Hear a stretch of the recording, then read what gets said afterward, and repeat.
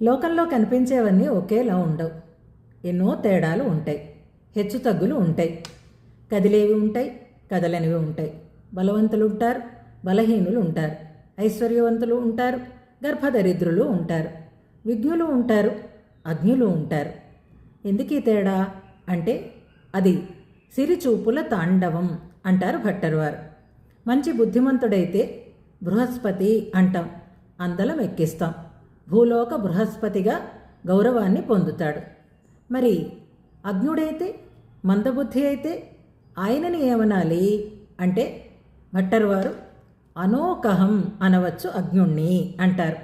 అనోకహం అంటే చెట్టు అని అర్థం. చెట్టు అంటే అరణ్యాలలో పెరుగుతుంది, శాఖోపశాఖలుగా విస్తరిస్తుంది, దాన్ని కదా అంటాము అని అనుకోకండి. చెట్టు అని ఎవరిని అనొచ్చు అంటే సభలో పండితుల మధ్య వారు మాట్లాడుతూ ఉంటే, ఏదైనా చదువుతూ ఉంటే దాని భావాన్ని ఎవరైతే గ్రహించలేరో వాళ్ళని చెట్టు అనొచ్చుట.